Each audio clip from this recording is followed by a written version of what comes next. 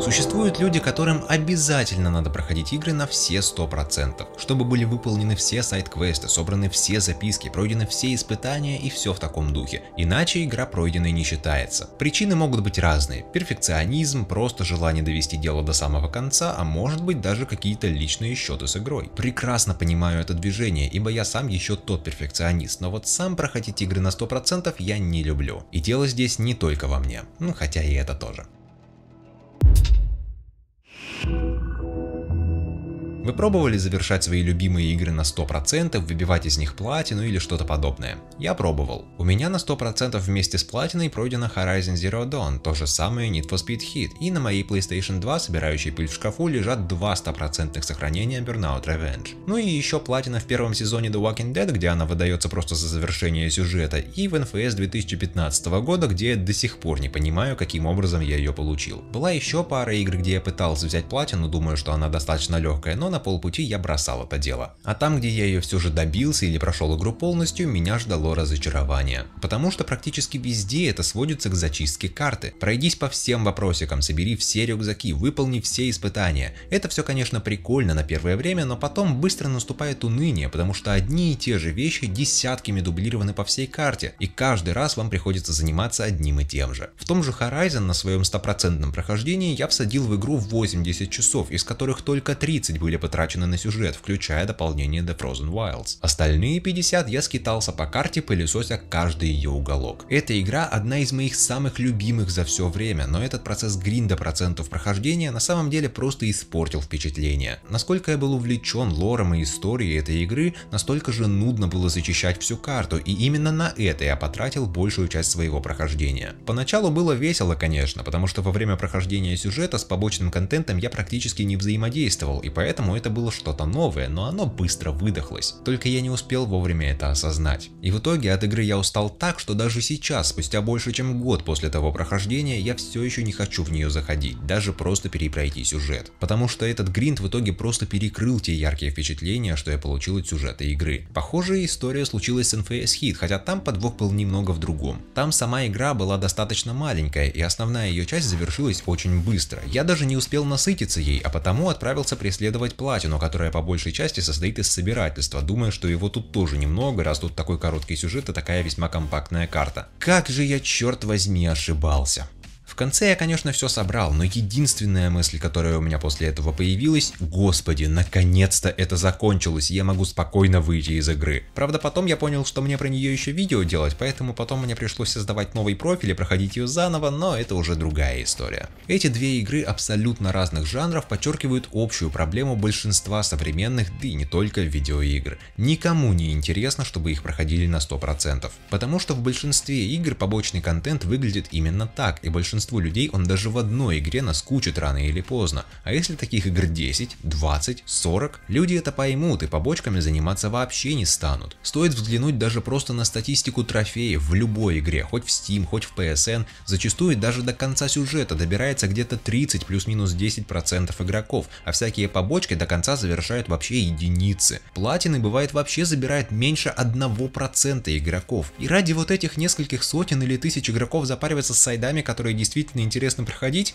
Да зачем? Можно ж просто накопипастить одинаковых заданий и собирашек, да и дело с концом. Ведь никому не надо, чтобы игра во время полного прохождения ценила ваше время и награждала вас чем-то действительно значимым, чем-то, что влияло бы на геймплей каким-либо образом. Хотя, погодите, есть один такой пример. Какую я там игру дважды на 100% проходил? Burnout Revenge? Да, ее. Так вот, она делает именно это. Хотя, казалось бы, ни открытого мира, ни каких-то специальных заданий и вот этого всего. Но многого и не надо. В смысле геймплея игра простая, как кирпич. Вы участвуете в разных видах гонок и иногда заскакиваете в режим аварии, где ваша цель устроить максимально большое, дорогое и зрелищное ДТП. Все это происходит на 8 локациях, на каждой из которых есть несколько заранее проложенных трасс, и по ним вы пробираетесь всю игру, разблокировывая новые машины, а где-то в середине игры получая возможность взрывать ее после аварии, чтобы не дать вашим соперникам обогнать догнать вас. Но помимо этого, в игре есть два вида побочных активностей: особые аварии и списки испытаний. Первые — это по сути места на каждой карте, в которые можно вписать своих соперников и разбить их особо красиво. Помимо этого красиво вам не выдается никаких бонусов, и эти особые аварии, несмотря на то, что они коллекционируются, в итоге даже не учитываются в общем проценте прохождения. Игру можно пройти на 100%, не выполнив вообще ни одной особой аварии. Но фишка в том, что на каждой локации есть только 3 таких места, которые заранее никак не обозначены, поэтому вам нужно найти их самостоятельно. И иногда вам надо очень точно прицелиться, чтобы разбить противника именно туда, куда нужно, и далеко не всегда это получается с первой попытки, и даже со второй. Добавляем к этому тот факт, что каждая из таких аварий сопровождается своей собственной особо сочной анимацией, которая появляется только один раз за всю игру для каждого места, но еще что это не вырывает вас из основного процесса, а делается просто по ходу движения. И получаем, что вы сами по себе начинаете искать эти особые места и пытаться разбить там своих соперников. Ведь это не нарушает общий флоу игры, а успешная попытка уничтожить машину противника лишь сделает эту гонку еще более зрелищной, чем она уже является. Не получилось? На следующий раз попробуйте снова, уже с большим азартом. Потому что этих аварий на всю игру 24, и из 10-12 часов прохождения их суммарно добирается где-то на минуту. Этой минуты хочется больше, и с каждой неудачной попыткой разбить соперника вы только сильнее хотите вломить этому гаду. Списки испытаний работают по похожему принципу. Для каждой локации предлагается 8 челленджей, которые вы можете выполнить, и за завершение всех получить особую машину. Задания на поверхности достаточно легкие. Разбить соперника, едущего на особой машине, уничтожить как можно больше автомобилей и трафика, дважды за одну гонку приземлиться на противника и так далее. Эти задания точно так же не являются отдельным видом активности, а выполняются просто по ходу гонки, не вырывая вас из процесса, но при этом мотивируя вас ездить еще агрессивнее, больше двигаться по трассе, активнее использовать окружение, чаще рисковать разбиться самому, а иногда и вообще подставляться под удар и давать другим разбить вас. Так игра заставляет вас не просто ехать вперед и побеждать, а ехать со стилем и сеять как можно больше хаоса на дороге, что и выглядит красиво, и ваш уровень адреналина поднимает, потому что скорости здесь просто ураганные, и реакция нужна молниеносная, чтобы все это вытворять и не разбиваться, но только так игра расцветает в полную силу. Как только у вас начнет получаться, вы уже не захотите просто ездить как раньше, а раз так, то и до 100% игра пройдется практически сама собой. Вот как это делается, и вот почему я полностью прошел ее дважды, и еще пройду. При этом я понимаю, что это все-таки гоночная игра на заранее созданных треках, без открытого мира, и в таком формате гораздо проще сделать так, чтобы полное прохождение было в удовольствие. В открытом мире и в других жанрах это сделать сильно сложнее, и здесь большее влияние оказывает уже ваш стиль игры. Я вот из тех, кто играет в первую очередь ради сюжета, и раз уж я начал проходить историю, то до самого конца я от нее практически не отвлекаюсь. Побочки идут уже потом. Наверняка я не один такой, и если играть вот так, то сразу становится понятно, почему у меня такая сложная история с полным прохождением игр. Вся репетативная нудятина просто скатывается в один большой непрерывный сегмент геймплея, который уже мало чем похож на то, чем мы занимались по ходу сюжета. А финальным актом игры в итоге становится не победа над каким-нибудь злом, а очередное яйцо единорога, принесенное очередному деревенщине, или подобранный с земли цветок. Очень странное завершение эпического квеста, на который вы отправлялись в начале, согласитесь. Это можно компенсировать, к примеру, заранее спланировав, каким вы хотите видеть своего персонажа к концу игры и соответствующим образом выполнять сайд-квесты по ходу прохождения. Но я не думаю, что кто-то вообще таким планированием занимается. Можно и без него по побочкам шариться по ходу прохождения, но тогда я не очень понимаю одного. Если вам сейчас интересен сюжет, то зачем от него отвлекаться на сбор каких-то финтифлюшек? Вот так и получается, что весь побочный контент остается нетронутым к моменту завершения сюжета. А разбираться с ним уже после прохождения особого удовольствия уже не приносит из-за однообразия и отсутствия внятного влияния этих активностей на то, как вы играете в эту игру. В итоге это не приносит никакого чувства достижения и радости, а лишь усталость, как от самой игры, так и от тех действий, что вы сейчас совершали, и ощущение впустую потраченного времени, ибо все, чем вы сейчас занимались, по большому счету ни к чему не привело. Чем больше времени вы проводите в игре, занимаясь этим, тем сильнее эти ощущения накрывают вас, начиная понемногу занимать место приятных впечатлений, что эта игра подарила вам в начале. От Horizon я хоть и устал, но последний месяц все равно подумываю перепройти ее на повышенной сложности, без сайдов, просто сюжет. А вот в NHS Hit я всадил 130 часов, как мне сказала страничка итогов года PlayStation. Эту игру я назвал лучшей Need for Speed за последние несколько лет, но я не запускал ее уже год, и еще столько же глаза бы мои ее не видели. Меня до сих пор передергивает, когда я вижу ее значок на домашнем экране, потому что все эти часы я в итоге спустил просто в никуда. Если в Horizon активности хотя бы как-то друг от друга отличались, то здесь здесь все вообще абсолютно одинаковое. И в итоге теперь я помню не офигенные ночные вылазки, когда вокруг свирепствует полиция и вы рискуете потерять все одним неловким движением,